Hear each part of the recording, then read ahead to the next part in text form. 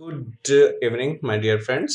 आज के वीडियो में हम देखने जा रहे हैं कि हम पाइथन को माइस्क्यूएल से कैसे कनेक्ट करते हैं। पाइथन को माइस्क्यूएल से कनेक्ट करने का हमारे पास कोई डायरेक्ट मेथड्स अवेलेबल नहीं है। इसके लिए हमारे पास कुछ मॉड्यूल्स अवेलेबल हैं और जिनमें सबसे ज़्यादा कॉमन और पॉपुलर मॉड्यूल्स है माइस्क्यूएल कनेक्टर का। दूसरा एक मॉड्यूल हमारे पास और है माइस्क्यूएल डीबी। तो चलिए मैं टाइम वेस्ट नहीं करता हूँ। इंस्टॉलेशन कैसे होगी ये बाकी सारी चीज़ें हम बाद में डिस्कस कर लेते हैं। सबसे पहले देखते हैं कि इसको हम यूज़ कैसे करते हैं और कनेक्ट कैसे करते हैं। इसको करने के लिए सबसे पहले आपको ये इंश्योर करना पड़ेगा कि आपका डेटाबेस एक्टिव है और रनिंग है या नहीं है। मेरे पास डेटाबेस जो मेरे पास अवेलेबल है वो वेब सर्वर के थ्रू अवेलेबल है। तो मैं अपना सबसे पहले डेटाबेस यहाँ से चला के देख रहा हूँ। मेरे डेटाबेस में कोई पासवर्ड नहीं है, इसलिए मैं डायरेक्टली एंटर कर रहा हूँ और यहाँ पर जो भी मेरे पास टेबल्स हैं उन टेबल्स को हम यहाँ पर इस तरीके से देख पा रहे हैं। सॉरी, सबसे पहले हमें डेटाबेस को सिलेक्ट करना है। डेटाबेस मेरा प्रॉपरली चल रहा है। अब ये डेटाबेस जब चलता है तो आपको दो चीज़ें याद रखनी होती है कि डेटाबेस किस पर्टिकुलर पोर्ट पर आपके पास एक्टिव है। तो अब यहाँ से इसे बंद भी कर सकते हैं और चाहे तो मिनिमाइज भी कर सकते हैं। ठीक है, मैं मिनिमाइज इसको करता हूं और पाइथन की IDLE को ओपन कर रहा हूं। पाइथन की IDLE पर ओपन करने के लिए सबसे पहले आप यहां पर करें import mysql.connector। ये हमारा कनेक्टर। अगर एंटर बटन प्रेस करते ही आपके पास ट्रिपल ग्रेटर देन सिंबल्स आपके पास आ जाते हैं, दैट मीन्स ये मॉड्यूल्स आपके सिस्टम पर अवेलेबल है। दूसरा हमारे पास यहाँ पर सबसे ज़्यादा इंपॉर्टेंट इसके साथ कुछ फंक्शंस हैं, जिसमें एक आपके पास है कनेक्ट फंक्शन मेथड और दूसरा है कर्सर मेथड और थर्ड आपके पास है एग्जीक्यूट। फोर्थ और फिफ्थ मेथड इतने ज़्यादा इंपॉर्टेंट नहीं है कनेक्शंस के लिए, लेकिन इसको शो करने के लिए मैं आपको यहाँ पर वन बाय वन तीनों चीजें करके दिखाता हूँ। सबसे पहले आपको एक कनेक्शन बनाना है। कनेक्शन बनाने के लिए आप कनेक्शन वर्ड यूज कर सकते हैं, ये वेरिएबल है। मीनिंगफुल वेरिएबल्स हम यहाँ पर यूज कर रहे हैं, आप जो मन में है वो नाम यूज करिए। mysql.connector connector.connect और यहाँ ओपनिंग और क्लोजिंग ब्रैकेट के बीच में कुछ आर्ग्यूमेंट्स हैं। वो आर्ग्यूमेंट्स क्या हैं? ये पोजिशनल आर्ग्यूमेंट्स हैं। पहला है हमारे पास होस्ट। होस्ट मीन्स कि आपका माइस्क्यूएल सर्वर किस कंप्यूटर पर रन कर रहा है। क्योंकि आपका माइस्क्यूएल आप ही के कंप्यूटर पर चल रहा है, तो यहाँ पर आप दो तरीके से उसको मेंशन कर सकते हैं।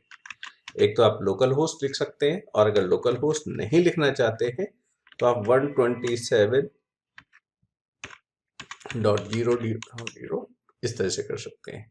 ये आपके लिए उस सिचुएशंस में सबसे ज़्यादा यूजफुल होता है जब आप रिमोट सर्वर से डेटा को पुल करना चाह रहे हैं। तो अभी इस डेमो के लिए हम लोकल होस्ट यूज करते हैं। दूसरा हमारे पास यहाँ पर आर्ग्यूमेंट है डेटाबेस। डेटाबेस जैसे अभी हमने देखा था, हमारे डेटाबेस का नाम था होटल, तो मैंने होटल यहाँ पर मेंशन किया। थर्ड है यहाँ पर यूजर, और यूजर बाय डिफॉल्ट हमारे पास होता है माइस्क्यूएल में रूट। मैं सारा सिस्टम विंडोज एनवायरनमेंट के लिए दिखा रहा हूँ।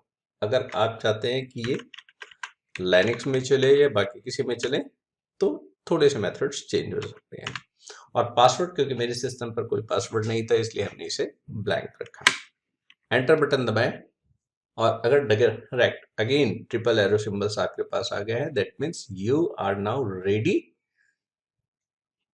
To connect your MySQL with server. अब कनेक्शंस हो गया, तो कनेक्शंस होने के बाद सारी चीजें हमारे पास एक कर्सर के थ्रू आपके पास एग्जीक्यूट होती है। तो कर्सर के लिए भी हम एक ऑब्जेक्ट बना लेते हैं और उसका नाम भी कर्सर ही दे देते हैं। तो कनेक्शन जो हमने बनाया था डॉट कर्सर, कर्सर फंक्शन है और ये फंक्शंस जैसे ही हम एग्जीक्यूट करते हैं तो हमारे पास एक रिलेशंस बन के कर्सर नाम के ऑब्जेक्ट में आ जाता है। अब इस ऑब्जेक्ट से फर्दर कनेक्टेड आपके पास कुछ फंक्शंस हैं और वो फंक्शंस आपके पास क्या है उसे आप देखने की कोशिश करिए। उससे पहले मैं आपको डेटाबेस में कुछ दिखाना चाहता हूँ। ठीक है, यहाँ पर देखिए शो टेबल्स, अदरवाइज आप मिस कर जाएंगे। और यहाँ पर हमारे पास है हम क्या लें, एक रूम्स, डिस्क्राइब रूम्स ऐसे कर लेते हैं यहाँ पर। अब यहाँ पर हम इंसर्ट बटन करेंगे, room number, room type, room rent, room bed and status.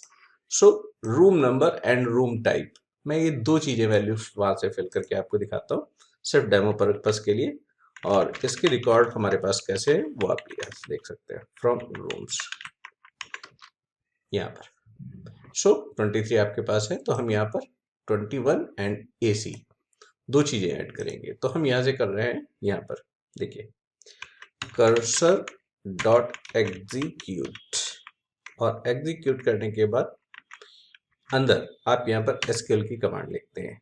तो एसक्यूएल की कमांड क्या है, insert into rooms inverted quotes, और यहाँ पर आप करते हैं, अब ध्यान से देखिए यहाँ पर थे room number and room type, तो ये रूम नंबर यहाँ पर हमने लिखा room underscore number comma room underscore type, और यहाँ पर वैल्यूज फीड करिए, वैल्यूज स्टार्ट सिंगल से हो रहा है तो यहाँ पर डबल यूज कीजिए। रूम नंबर जो आपके पास है ये आपके पास न्यूमेरिक है, तो यहाँ पर आप रूम नंबर 23 लिख सकते हैं, और room type NON non AC, इसे क्लोज किया, ठीक है, और ये आपके पास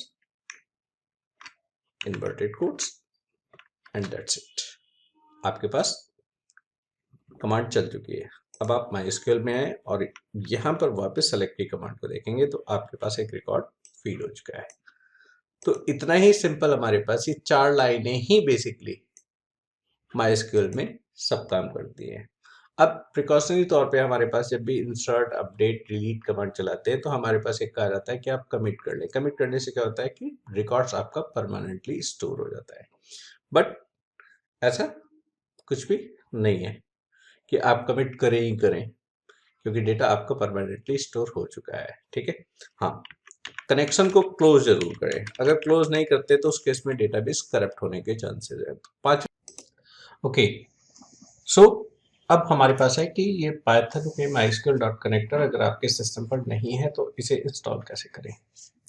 ये मॉड्यूल हमारे पास अगर आप इस वेबसाइट को देखें py.org, तो यहाँ पर अवेलेबल है, और ये है आपके पास MySQL कनेक्टर पाइथन 8.0.22, और इसे इंस्टॉल करने की कमांड आपके पास यहाँ पर लिखी हुई है। आप इस कमांड को कॉपी कर सकते हैं, याद कर सकते हैं। तो इसे इंस्टॉल करने का तरीका हमारे पास सबसे सिंपल है, यहाँ पर आप टाइप करिए पावरशेल। पावरशेल जब आपके पास आता है तो इसे आप रन एज एडमिनिस्ट्रेटर मोड में चलाइए। यहाँ पर ऑप्शंस पूछा जाएगा, यस कर दीजिए, और इस तरह से आपके पास एक विंडो खुल जाती है। पाइथन में किसी भी मॉड्यूल को इंस्टॉल करने के लिए पिप की कमांड है, तो यहाँ पर आप टाइप करिए पिप इंस्टॉल। कमांड आप पीछे से देख सकते हैं, एग्जैक्टली हमें वही टाइप करनी है, MySQL dash connector dash Python. Enter button दबाएं और ये कनेक्ट करने की कोशिश करता है। तो इस केस में हमारे पास क्योंकि कनेक्टर ऑलरेडी यहाँ पर आई थिंक हमें connector wait pip install MySQL connector dash Python,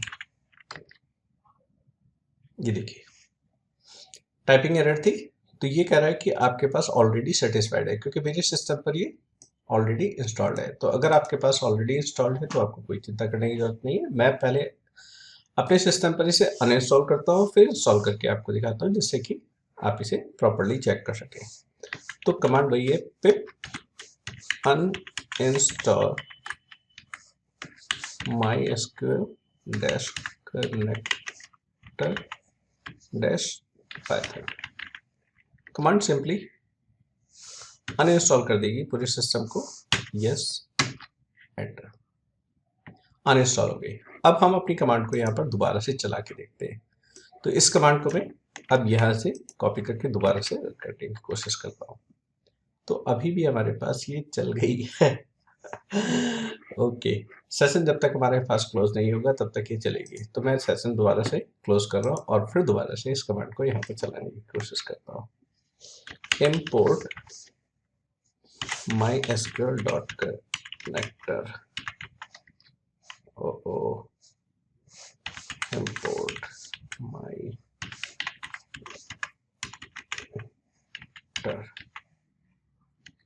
अब आप देखिए कि यहाँ पर एरर मैसेज आपके पास क्लियरली मेंशन कर रहा है कि MySQL मॉड्यूल इंस्टॉल नहीं है। तो वापस आते हैं यहाँ पर और अब अपने सिस्टम को इंस्टॉल करते हैं। इंस्टॉल करते समय सिर्फ आपको ये याद रखना है कि आपका सिस्टम इंटरनेट से कनेक्ट होना चाहिए, क्योंकि पिप कमांड ऑटोमेटिकली इंटरनेट से सारे मॉड्यूल्स डाउनलोड करती है। तो यहाँ पर हमारे पास आ चुका है। इसे दोबारा से एक बार क्लोज करते हैं और फिर चलाते हैं। अब आप import mysql.connector और ये देखिए यह आपके पास बिल्कुल कनेक्ट हो गया है। तो ये तो तरीका था MySQL के मॉड्यूल को इंस्टॉल करने का। अब इसी से मिलता जुलता एक और हमारे पास मॉड्यूल है और वह है MySQLDB। MySQLDB जब आप इंस्टॉल करते हैं तो उस केस में आपको 2-3 चीज़ें याद रखनी है, और वो 2-3 चीज़ें आपके पास क्या है कि आप 64 बिट पे काम कर रहे हैं या 32 बिट पे काम कर रहे हैं। नॉर्मली क्या होता है कि यूजर्स 32 बिट का वर्जन इंस्टॉल करता है और 64 बिट पे उसे चलाने की कोशिश करता है, तो वहाँ पर बहुत सारी डिपेंडेंसीज की एरर्स आती है, तो वो आपको काम नहीं करना है। मेरे सिस्टम पर MySQLDB भी इंस्टॉल्ड है, तो मैं उसको भी आपको चलाकर दिखाता हूँ। import MySQL में केस सेंसिटिव है, SQL and DB is small. तो आप ये देखिए कि MySQLDB भी आपके पास ही कनेक्ट हो चुका है। The only difference between MySQLDB and MySQL.connector is how we connect the things. So here is the only change is DB. This is the name of my connection is equal to MySQL and DB dot connect। और यहाँ पर आपके पास place values आपके पास नहीं रहेगी। यहाँ पर आपको सबसे पहले लोकल होस्ट, देन रूट,